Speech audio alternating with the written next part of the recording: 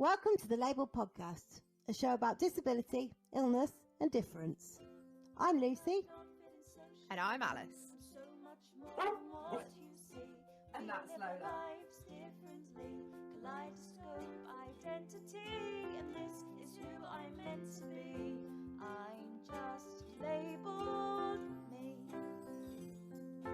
I'm just labelled me.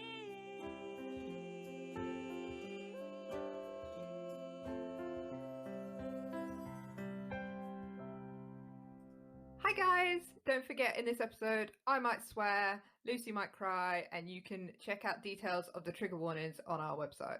Hi everybody, and welcome to another episode of the lABLEd podcast with me and Lucy. Hello. We are doing something a little bit different today. It's just the two of us. Sorry in advance. We're just going to have a bit of a chat about some of the stuff that's going on. So, yeah. It's not that we can't find anybody to talk to us anymore. It's just that we just thought we'd give you a bit of a life update. Yeah. I'm sure you've been all desperate to know what we've been up to in our hugely exciting rock and roll lives. In the middle of a pandemic. Exactly. So the thing that the main thing that we were going to talk to, or I was going to talk to you guys about this week, was I just wanted to sort of share with you some of my thoughts and experiences because, as I've mentioned on the show before, Lola, a beautiful stinky guide dog, is 10, and so she's on her sort of way to retirement.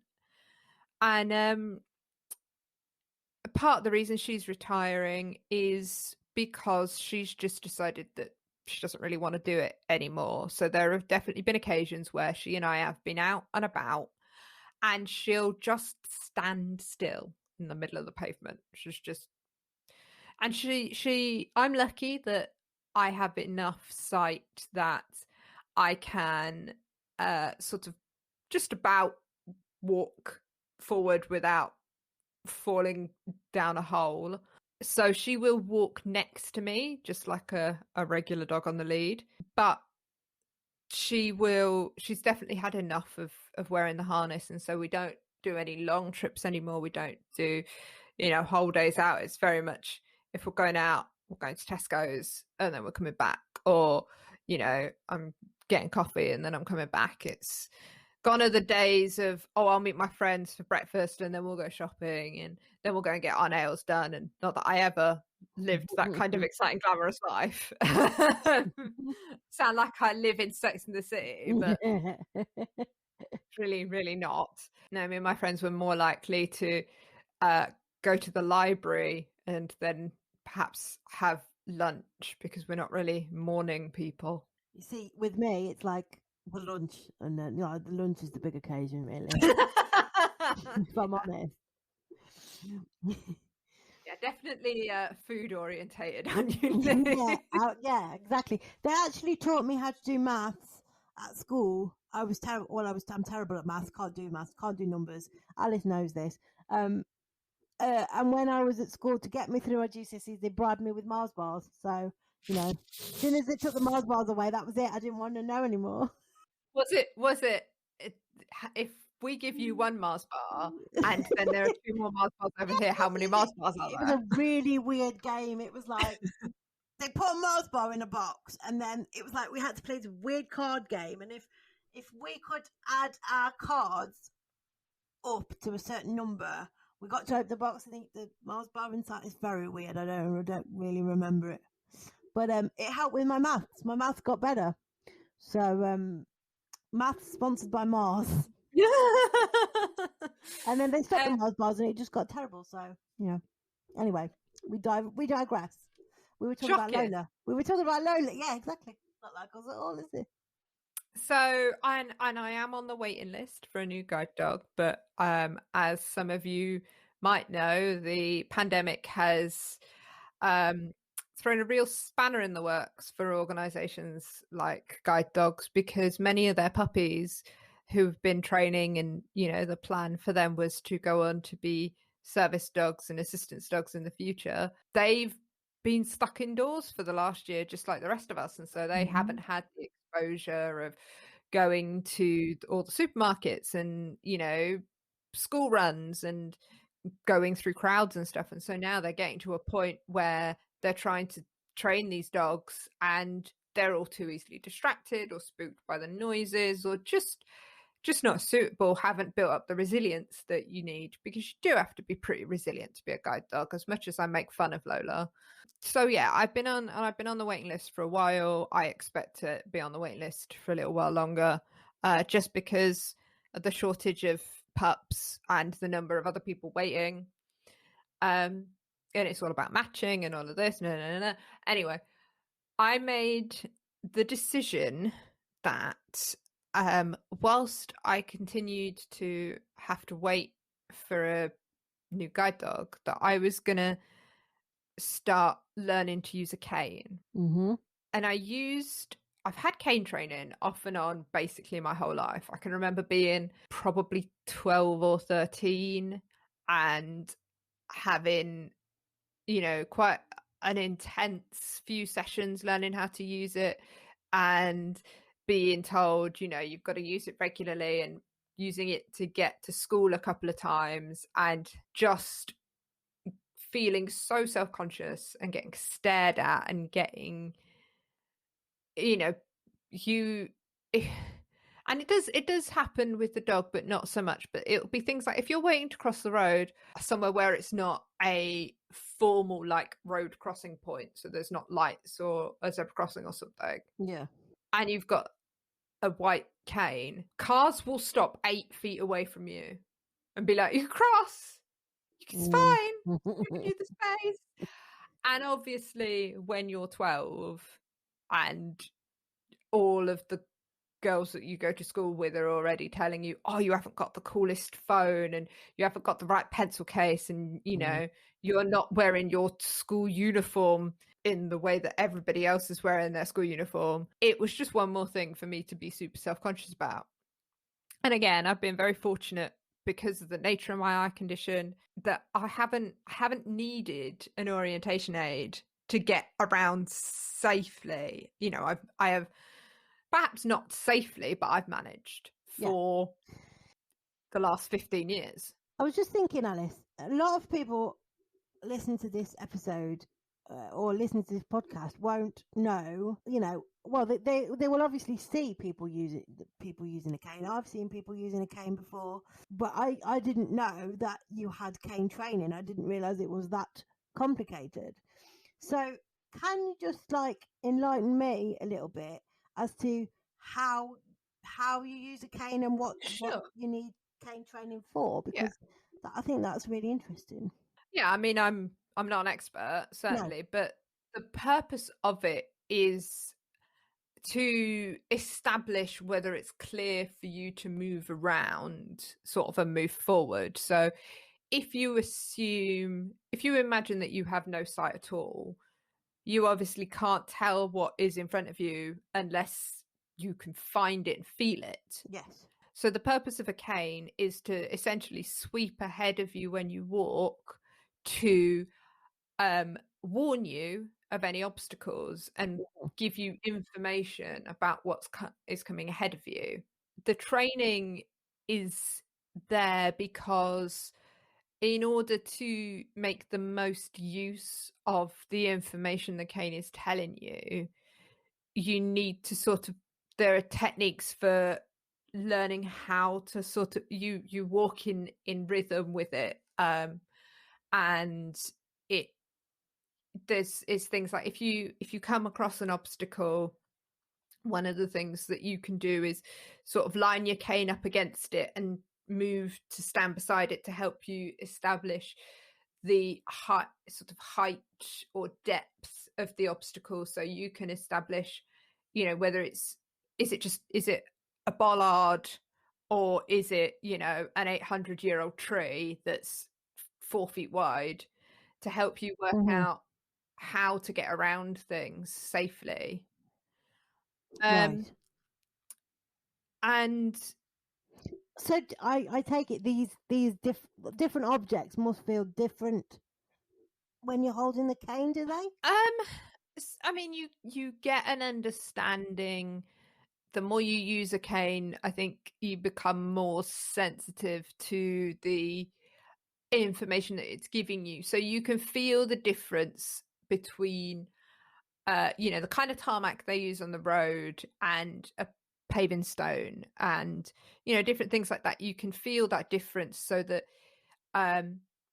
anybody who's used a cane on the kind of horrible, slightly shiny tarmacy stuff they use for shared space, where it's pedestrian and also car use.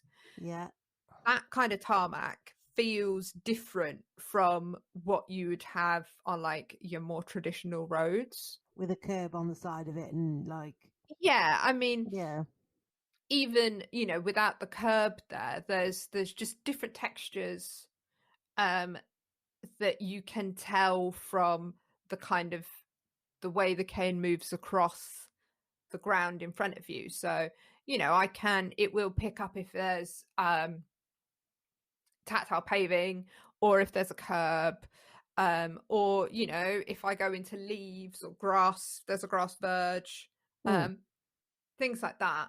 So it gives you that information, and it's to just help familiarize you with your surroundings. So in places where if you've got traditional old-fashioned paving stones, they're not even, the idea is that the cane will just give you, because it's supposed to be a couple of feet ahead of you, it gives you a little bit of protection, a little bit of reaction time to understand of what's coming up in front of you, because obviously you can't see it.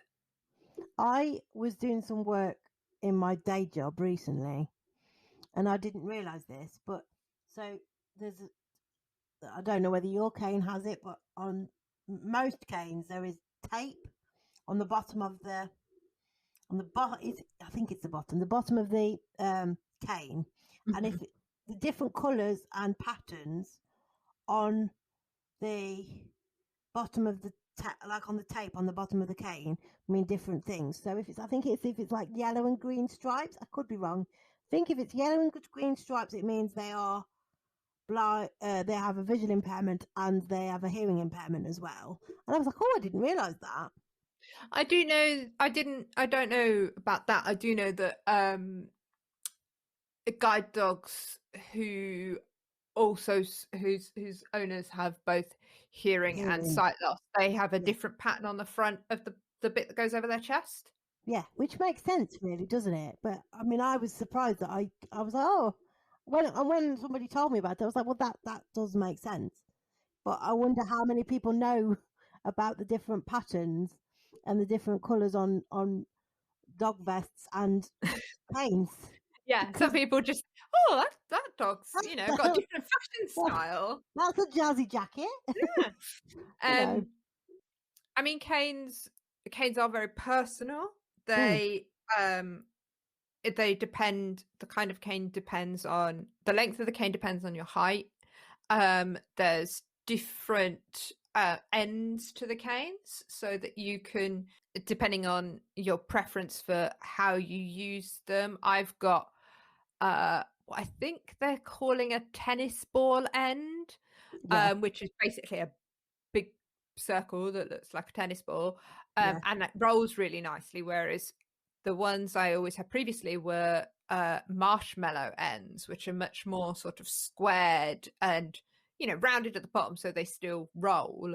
But I always found those caught on stuff a lot. And the thing that I'm sure anybody who's ever had any cane training will tell you about is that the way that you hold a cane, if it gets caught on something and you're not prepared for it, you are going to impale yourself right in the gut with it. Oh, yeah, I can imagine.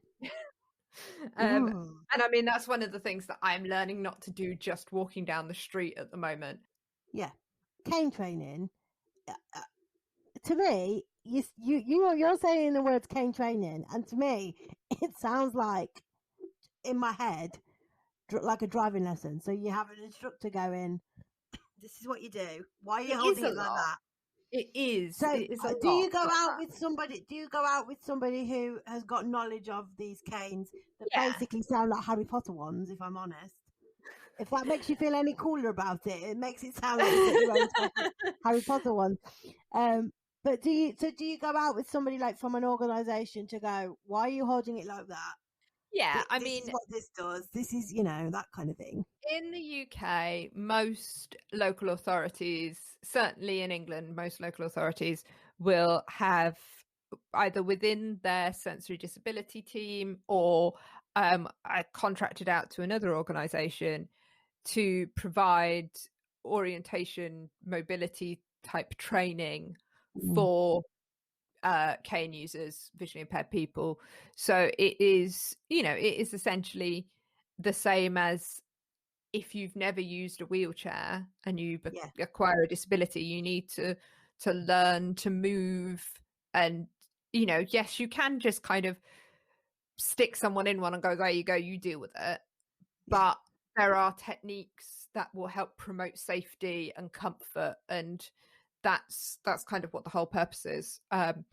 We are fortunate, obviously, in this country because of social services, that it's all government funded. I don't know what the case is around the rest of the world, and I know that there are charities that will also give this kind of service. What I'm having at the moment is coming from my local authority. So I'm working with a gentleman who is a rehabilitation officer. So he does a bunch of other stuff to help people rehabilitate following accidents or acquiring disabilities. And about his job's all about helping people to regain their physical independence. Right. So yeah, at the moment he walks behind me and tells me. Has he told you off at any point? Like, what are you doing? It's not a No, sword fight. Put it down. Actually, I think because I have told him that I had this training when I was 12, and then I had some more when I was at uni in my first year. I had another couple of training sessions because I was like, I'm independent and grown up now, and I need to be able to get around by myself. And then again went, everybody's looking at me, I'll just stay home. And so I think he thinks that I'm going to be much better at this than I am. Right, so okay. he was like, so you've got a cane, here you go, let's just do this then. And I was like, how does it, what? And there's like a way that you've got to hold it, and where you hold it on your body and stuff. It's a bit like learning a bit of a dance routine. Yeah. Do you expect Anton Dubek to jump out of a bush like, let me help you? No, unfortunately, I find it much more stressful and anxiety inducing than any of I that. can imagine, actually. Yeah, I Because can imagine.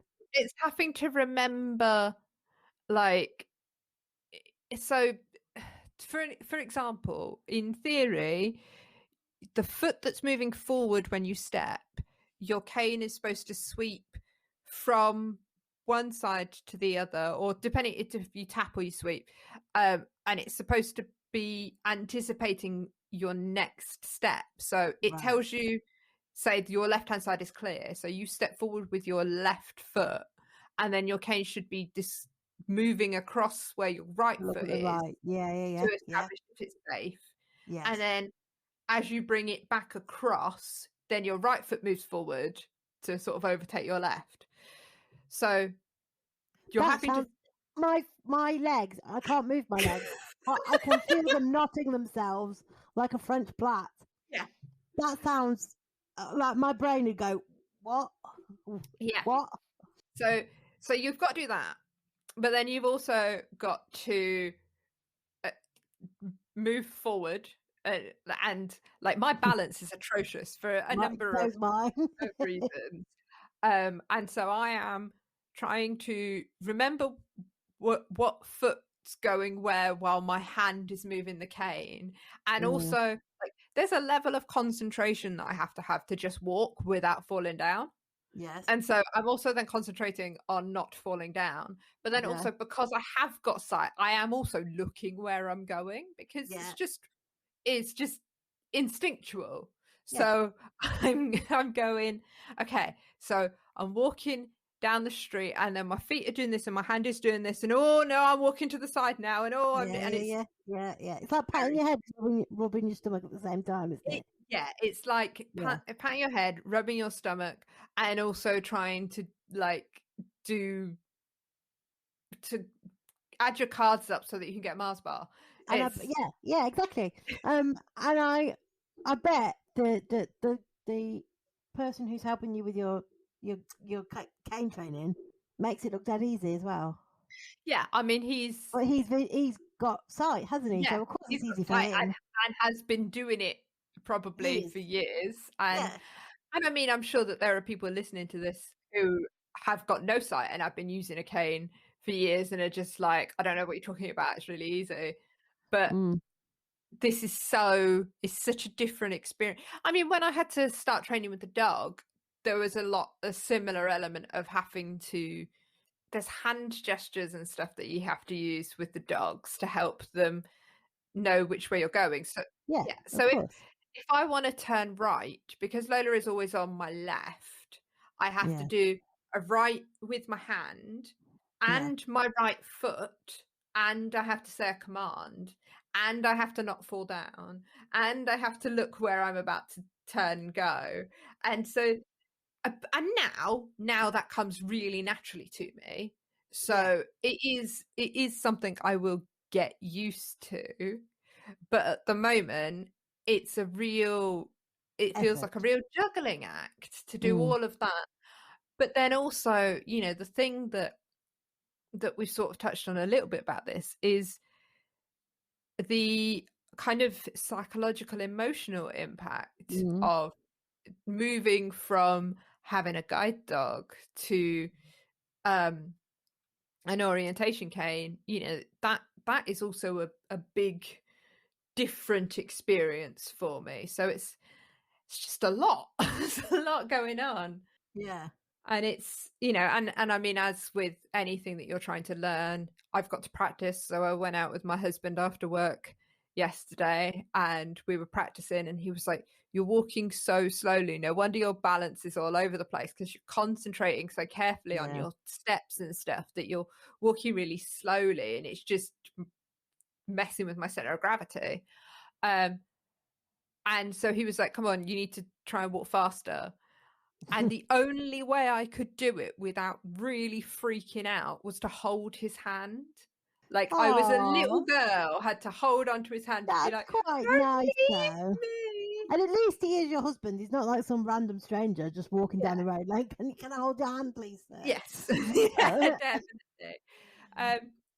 But I mean, I thought that experience, like doing that's quite reflective, I think, of what my experience and my feelings about the difference between a cane and a guide dog is, because the reason, I've had cane training off and on for 15 years and I just never used it. When I was at uni, I would go out when it was getting dark, and the nature of my eye condition is I basically have nothing in the dark. Right. But I'd go out and I'd risk it, because I'd rather do that than be seen with a cane, because I felt so vulnerable and what's the word? Just on show, just really. So what do you think's changed then, Alice? I know that you say that it's because Lola's getting older and is getting, up for retirement, doesn't really want to go anywhere. But is there another element to the fact that you thought, okay, I'll give cane training another go? Then is it are you becoming more accepting, do you think, or is it just that, like, it is what it is, this is where we are, I've got no real other alternative? Yeah, or is it something other than that, maybe? No, it's I don't want to do this. I'm only doing this because I don't have another alternative. I'm doing this because I have got to a point with the deterioration of my sight that I have to keep myself safe. And And I suppose the thing that has changed is that over the years, I would have sacrificed my independence or my social life to not, and I would rather have stayed home, basically, or I would have rather risked hurting myself. And I am just at a point now where I know I can't. It's not safe for me to go out without something. Yeah. And that was the really hard decision, was to sort of sit down and go, well, what's more important to me now is being able to go out and being able to do things independently and, you know, just run errands and things like that. Is that more important to me than the anxiety I feel of going out and being seen using a cane? I think it's the kind of thing that I always go back to. It's you've got to be able to find a way that where you can live a happy life, isn't it? Really, and finding that inner happiness. It doesn't matter whether you know you need a cane to do it or I need a PA to help me go to the toilet when I'm at work. I don't get embarrassed about the fact that I need a PA to take me to the toilet, because the other alternative is I sit there and I wet myself. So I would much rather, I know it's not exactly the same thing, but you know what I mean? It's that you kind of have to, I think as a disabled person, you are constantly having to weighing things up and sacrificing. Well, it's kind of a compromise, isn't it? It is. Your life is a constant compromise between, okay, this is not going to be ideal, but if I don't do this, then it's a bit like me, really. You know, I go to bed dead early to have a lie out and a stretch out because I've been in my chair all day. People on the outside world think I actually go to bed to go to sleep at 6:30 at night. I don't. I'm there watching the telly, you know what I mean, and just like having a relax. But people think, oh, she's in bed, she's asleep. And I don't particularly like going to bed at 6:30, but it is what it is, you know. And if it means that I can have an active life in the daytime, then I'm not particularly bothered about what anybody else thinks. You've got to, as a disabled person, you have got to just, and I know it's easier said than done, of course it is, but you have to find that balance of, so long as you're happy, it doesn't really matter about anybody else, does it? You know, so long as you're comfortable, you feel safer and happier to be able to live an active life and do what you want to do within those 6 hours of a day or whatever it is, then it really doesn't matter, does it? And I know it's very self-conscious. You know, things still get to me where I think, oh, I feel really self-conscious about this. But at the end of the day, you just have to kind of like take a deep breath and think it's for the greater good, isn't it, really? And that's kind of the journey that I've been on, really, is, you know, the wonderful thing for me about having the dog is I never felt quite so self-conscious, because although, you know, I've always with the dog had people looking at me and people notice, I've never felt quite so isolated and out there and vulnerable on my own, because I've got my little friend with me. Yeah. You know, and it's man's best friend, isn't it? Exactly. It's very hard to feel bad about yourself and have self-doubt and self-hate and stuff like that when you've got a pair of big brown eyes and a wet nose constantly going, oh, Mum, I love you. What's the next thing? And oh, let's do this. You know, they're just so happy to do anything, aren't they, dogs?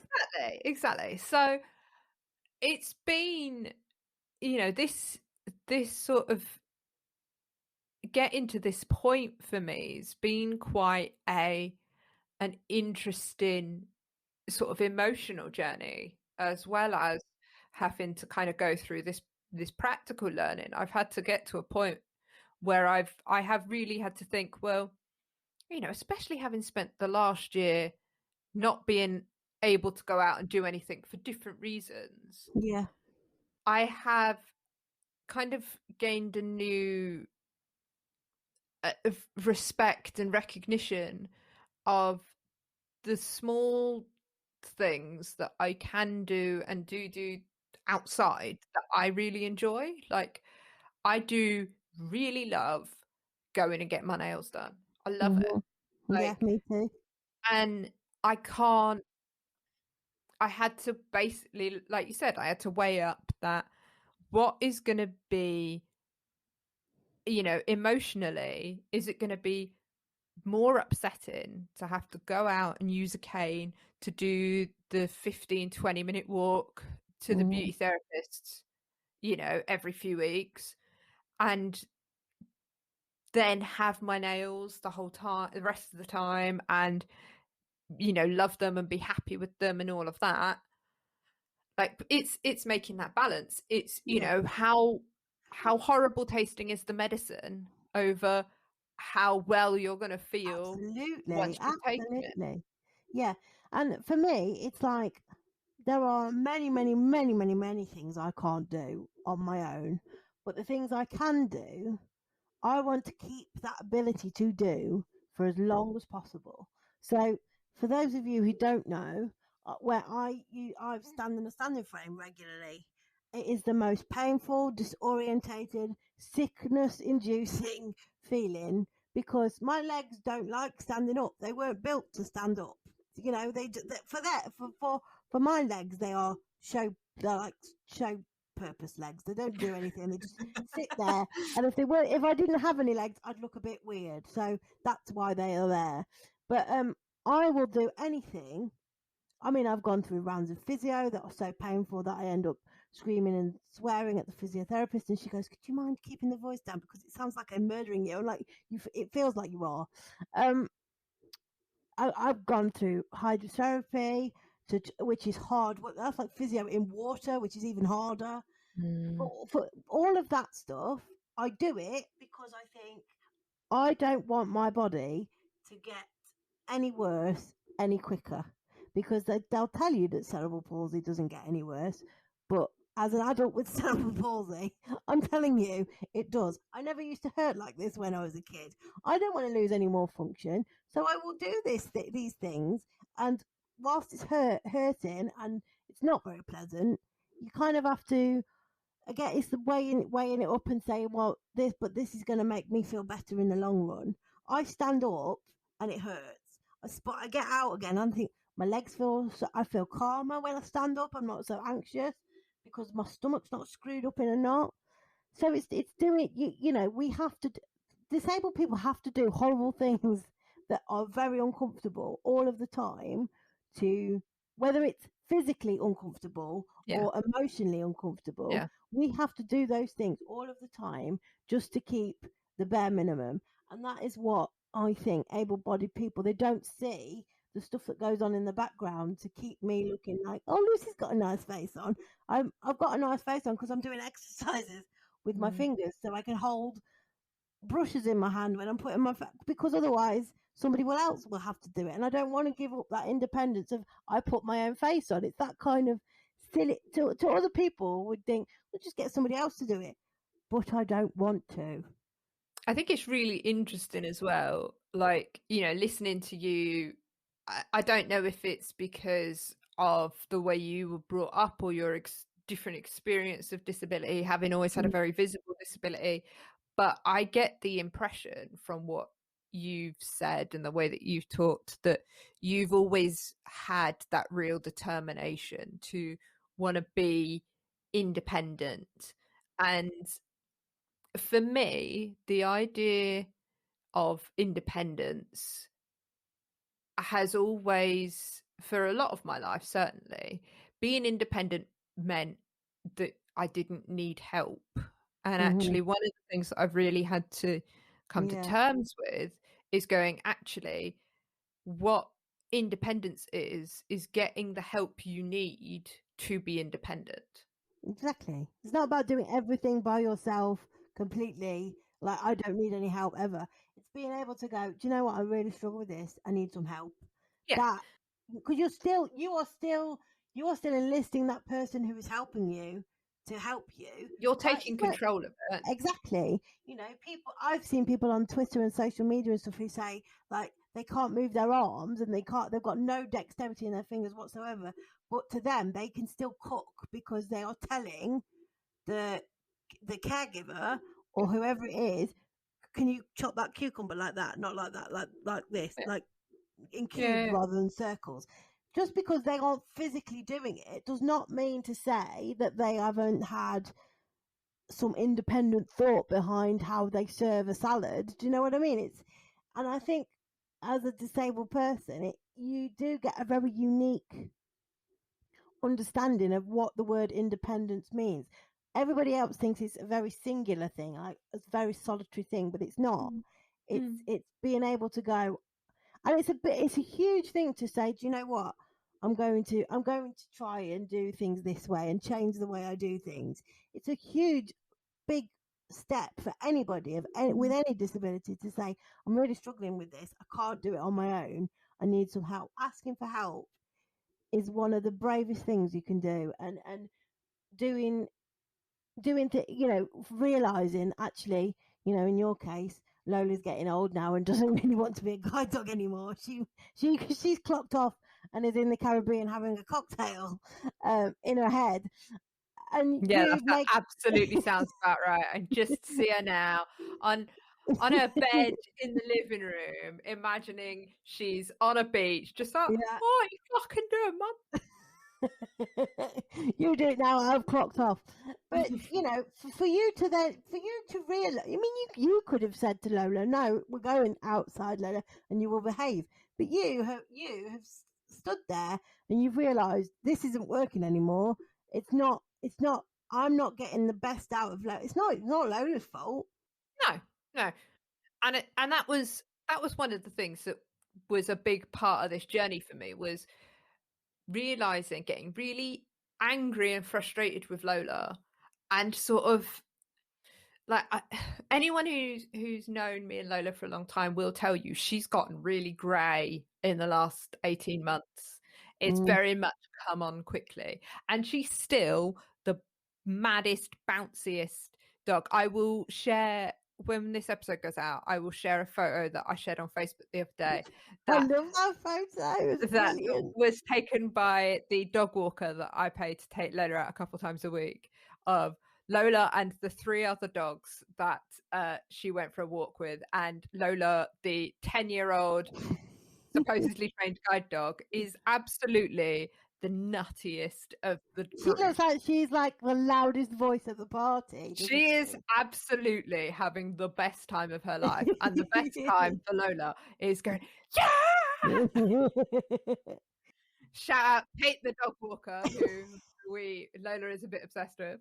A big part of this journey for me was having to realise that she can't help it, that she doesn't want to do it anymore, and I can't make her. No. And I can't help it that I can't see. That's the thing about a dog, though, Alice. They've got a mind of their own, haven't they? And it doesn't matter how much money you throw at training, you can't change a dog's mindset. I mean, I can remember one of the first stories you ever told me was that you put the harness down to get some money out of the bank, and you turned back round and Lola wasn't there anymore. And where was Lola? She'd got a face in a toddler's lap after the quavers, which I just thought, that is just dog behaviour. She just thought, like, hello, my new friend who's got some crisps. Yeah, can I have one, please? But I think that it's a very brave thing to go, do you know what, this isn't working. And whilst I love Lola, I think I've never met Lola, but I love Lola dearly. She, you can't blame her. That's like having a housekeeper that's like 102 and saying, could you mind just scrubbing the floors on your hands and knees? That you wouldn't do it, would you? And I think one of the things that sort of made this decision a bit easier for me was that I realized that I was starting to get angry at Lola for limiting my ability to go out. And that was where I sort of went, I adore that dog. I don't want to feel resentment towards her. I don't want to ever look back and go, oh, she was really shit at the end. It's not the feelings and memories and relationship I want for me and Lola. So it was more important to me to preserve that, the good feelings that I have of her, with her, for her, than it was to kind of have to swallow my anxiety and my self-consciousness about going out. Is it getting any easier, Alice? Do you think it's getting any easier?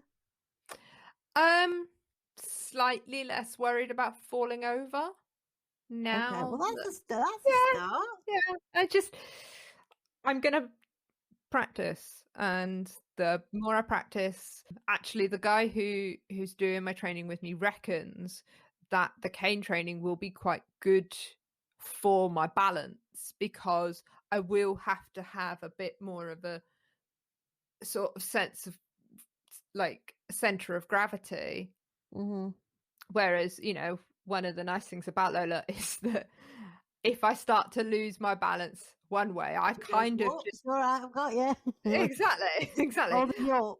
Yeah. I fall on her, or she, like, if I start to fall to the right, I'm like, oh no, there's a dog on the left to pull me back up again. Right, yeah. I think I need some sort of system like that, because sometimes I end up like falling over. The more I fall out, it's ridiculous. But I'm sure it will get easier. I'm sure you'll get a moment of realization where you go, okay, this is falling into place now. You've just got to stick at it. Yeah, and I think it's just going to be about... I'm just going to have to extra reward myself every time I go out with my cane. I'll be like, not only am I getting my nails done, I'm also having a piece of cake because I went out with my cane. And a gin when you get back. Yeah. Exactly. Yeah. So that, I stop thinking about the journey and start thinking about the destination, which is not the approach to life I usually try and take, because the journey of life is much more important, I think, than your destination at the end. But yeah, it's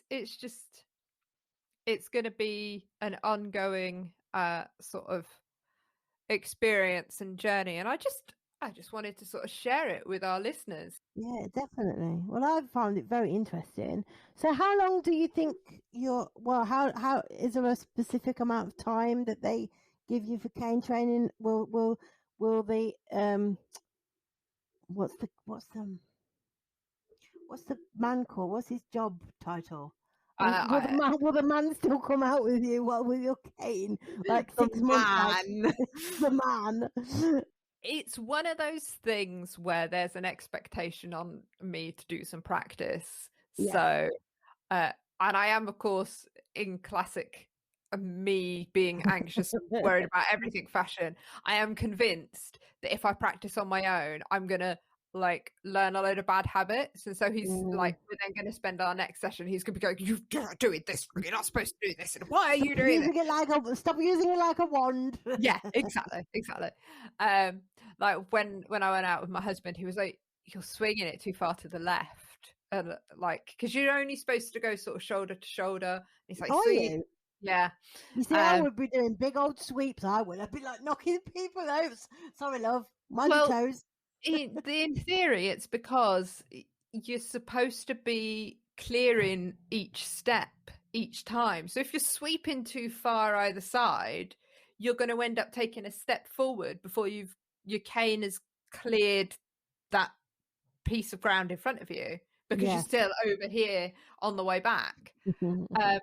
And so I'm definitely worried that there's, it's going to be a longer journey. But the guy who's doing my training is, I think he's quite confident. I think he's expecting me to actually be really good at it and have all these like skills and memories from when I did it previously. It's not like that though, is it really? It's like I used to do physio at school, and then I stopped for years and then went back, and they were like, oh, so have you done physio before? I was like, yes, but I was about 9.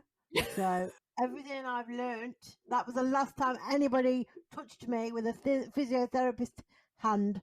My physiotherapist now spent a good 3 sessions trying to teach me how to catch and throw a ball, and it was a rather large ball as well. It was quite embarrassing. And whilst I was sat there, she's going, "Oh, I'm going on Ninja Warrior at the weekend. That's on the telly. With Ninja Warrior where they fall in the wall." I was like, "Why are you telling me this?" So just because you've had experience of something before does not mean that you're an expert in it, does it? No, but I imagine there is an element of it being a bit like Muscle memory. I was gonna say I can't ride a bike, but it is No. one of those things where they say, you never forget. What's the phrase? You never forget how it's like riding a bike. It's like riding a bike, you never forget. I don't. Yeah. It's like riding a bike. Yeah, I don't know. I can't ride a bike, so I don't know. No, I don't know either. To be honest, when I watch people ride a bike, I'm like, how are you doing that? My brain goes, no, I don't know. I just don't have the balance for it. Like, I can't stand up. Why on earth am I going to sit on something with two wheels? Well, exactly. It's just a disaster waiting to happen, isn't it? So yeah, so it's ongoing. So they haven't said like 6 weeks, and then that's it. I've got, I think, 4 sessions scheduled in total, and we're gonna. After those, so if you say after those 4, I'm still not ready, will you still keep coming? I hope so. We haven't discussed it. I don't think it's one of those things that's gonna go on for, if in 4 years' time I'm like, I'm still not ready. 26 years, you're still there with your cane trainer. Then at that point, I think they're gonna say, you know what, just stay at home. Yeah. Just get another dog. Well, and that is one of the things is there is a huge part of me that is absolutely hoping that this is going to be just to see me through the summer until I've got another dog, because I really don't want to have to try and cane through the snow and the sleet when it's dark at 2:30 in the afternoon. No. And it just but then you would be staying in, really, wouldn't you? You wouldn't be going anywhere. It's too wet and cold. And that's not a disability thing. That's just a life thing. I'm not going anywhere. It's too cold. Yeah, lifestyle choice. Yeah. Well, that's been a really interesting 45 minutes. I've learned loads about cane training that I didn't realise. Like, because you see people with canes, don't you, or guide dogs, and you just think, oh, look, yeah, well, that dog has been trained. I know it sounds stupid, but you don't tend to think of the person with the visual impairment having to, well, I certainly don't, having to do any, like, in my head, even though I know this isn't true, I just thought they'd go, there's your dog, off you go. It's not a case, but that's not a case of, it's not like, here's your puppy. Is it? It's like, here's your puppy, this is what you need to do with it. And then they come back. Did they give you like an instruction manual for a dog? Like, no, so did they give you like training for the dog? Well, yeah. So the system's changed somewhat since I got Lola, but when I did it, they matched me with Lola, and then I think we had 3 weeks where every day except for Sunday, my trainer came out and did like a half day with me, just general, like learning to walk with the dog and learning all the commands and all the hand movements. And I can remember really early on, before I even really did any work with the dog, I had to spend a session holding on to the harness while my trainer, no dog in the harness, my trainer held on to the other side, and I had to just keep pulling on it until she felt I was pulling hard enough to be able to stop a dog from being like, well, I'm just going over here. Well, I did actually think you were going to say that you had to hold the harness whilst the instructor was wearing it. And I was like, that is a completely different type of training. But I mean, it's all these kind of things that you wouldn't even realise, you know? So if I'm learning something, hopefully our listeners will too. So thank you for sharing your story with your cane training. I hope that you'll be able to update us. Yeah, I will. As it goes on. Keep you posted. And yes, it'd be really interesting to hear from other people, guide dog users and cane users, just about what their sort of thoughts and feelings and experiences. I mean, also non-visually impaired people with other kind of assistance dogs or mobility aids, and just their experiences of having to kind of negotiate the pros and cons, and I think it's a very personal experience for everybody. And so, yeah, guys, it would be really nice to start, having a bit of a conversation about that, because I think it would be something that's not perhaps thought about or talked about very much. No, I think non-disabled people will say things like, "Oh, that person's got a walking frame," or "that person's got a cane," or something, but they don't necessarily see the ongoing sort of training behind it. Do you know what I mean? It's or the sort of relationship that people have with even inanimate objects that are their mobility sort of supports, because you do have to have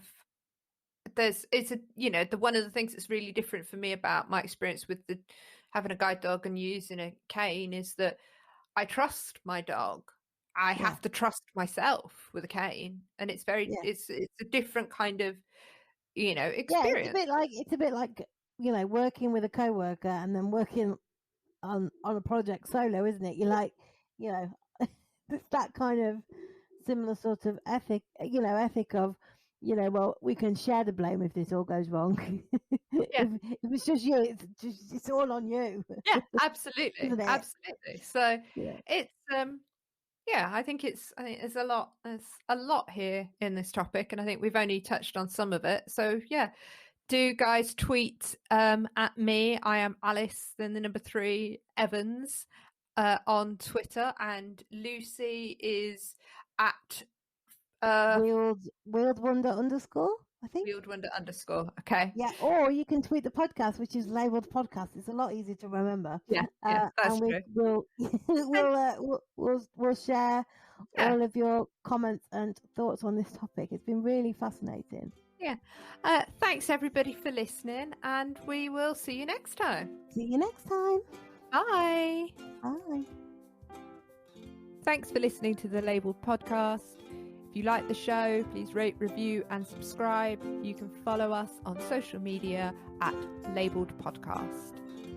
Thanks go to our editor Adam Hall, our music composer Maisie Crunden, and our graphic designer Sarah Coley. We'll see you next time.